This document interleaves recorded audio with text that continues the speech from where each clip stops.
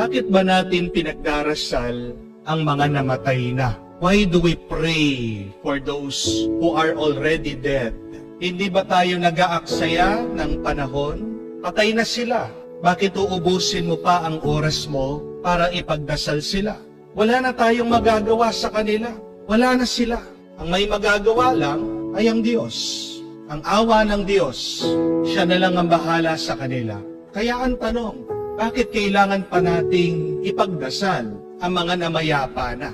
Well, the answer there is, if you're going to read the gospel, they are not actually dead. Hindi talaga sila patay. Buhay sila. Kaya naman pinagdarasal natin sila. Kung naniniwala tayo na patay sila, hindi natin sila pagdadasal. Pero ang paniwala natin, sila'y buhay, kaya naman tayo ay patuloy na nagdarasal para sa kanila. Saan nagmula itong ating paniniwala na sila'y buhay at hindi patay? Galing mismo sa ating Panginoon. Narinig natin sa Ebanghelyo, siya mismo ang nagsasabi, I am the resurrection and the life. Ako ang muling pagkabuhay at ang buhay. Sabi pa nga ng ating Panginoon, whoever believes in me, even if he dies, will live. And anyone who believes in me will have eternal life and shall never die. Dalawang beses, sinasabi niya sa atin, kung maniniwala kayo, mamatay man kayo, mabubuhay kayo. At sino man ang nabubuhay na naniniwala, hindi siya mamamatay. Yan ang paniniwala natin, na kahit na wala na dito sa mundo, buhay pa rin dahil sa paniniwala sa ating Panginoon. Dahil wala naman talagang imposible sa Diyos, hindi po ba? Na kahit na ang mga patay ay buhay. Bakit natin sila pinagdarasal? Hindi sila patay. Buhay sila. Kung paniwala mo, patay sila, di wag mo sila pagdasal, problema mo yun. Kung meron nagdarasal para sa mga yumao nila, hindi mo problema yon. Pabayaan mo sila. Huwag ka magagalit sa mga tao na pinagdarasal nila yung mga minamahal nila. Kasi para sa kanila, naniniwala sila sa salita ng Panginoon, sa salita ng ating Panginoong Hesukristo. Hindi sila patay, buhay sila. At ano pang sabi ni San Pablo? Ano bang makakapaghiwalay sa atin sa pagmamahal ni Kristo? Gutom ba? Paghihirap? Gera? Ni kamatayan, hindi tayo mahihiwalay sa pagmamahal kay Kristo. Ibig sabihin, kahit na namatay ang katawan mo dito, dahil sa pagmamahal ng Diyos, kasama ka pa rin niya. At dahil kasama ka niya, buhay ka. Bakit natin sila pinagdarasal? Buhay sila. Pangalawa, kasama pa rin sila. Pamilya pa rin sila. Mahal natin sila. Ano bang ibig sabihin ng pagdarasal? Prayer is requesting for good things from God. Masama bang magnais ng mabuti para sa iyong minamahal? Hindi. Di po ba? Anong ninanais natin para sa mga namatay nating minamahal? Eternal repose of their soul. Reposition. Pag-iiba ng kalagayan. Kung alam natin na meron silang pagkukulang, kasalanan, ang kanilang mga kaluluwa ay nalilinis sa purgatorio, hinihingi natin sa pamamagitan ng ating pagdarasal, sila'y makarating na sa langit.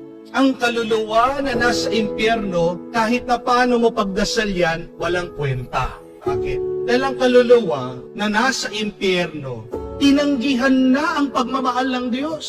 Siya mismo ayaw niya ang pagmamahal ng Diyos. Kahit na hilingin mo na mapabuti ang kaluluwang yan, dahil gusto niya sa masama, wala ka magagawa. Kaya nga, praying for the souls who are in hell, that is a useless action. We are praying for the souls in purgatory.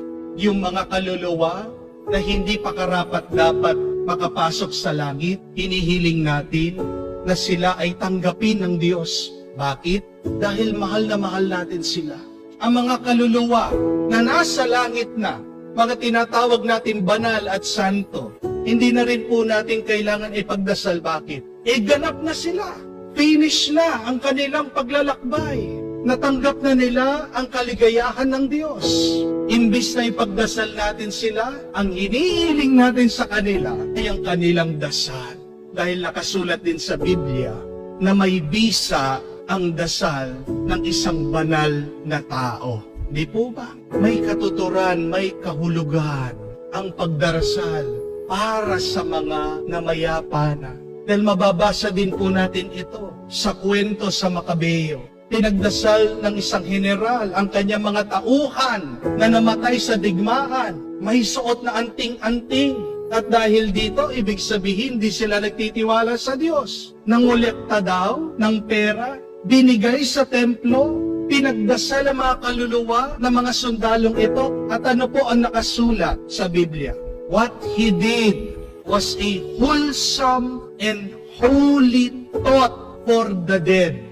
Isang mabuti at banal na bagay ang ginawa niya sa pamamagitan ng pagdarasal sa mga namatay. Walang masama sa pagdarasal sa mga minamahal nating namayapa na. Dahil tayo ay naniniwala, hindi sila patay, buhay sila.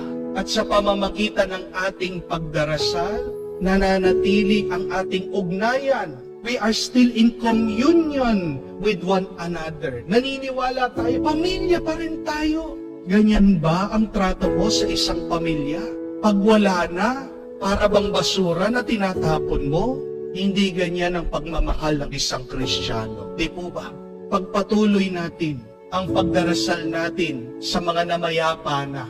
Kung naniniwala ka sa turo ni Kristo, siya ang buhay at ang muling pagkabuhay. Pagpatuloy mo ang pagdarasal sa mga namayapa na. Kung naniniwala ka na sila ay buhay pa rin at hindi patay, pagpatuloy natin ang pagdarasal natin sa mga wala na. Dahil ito ay tanda ng ating pagmamahal sa kanila.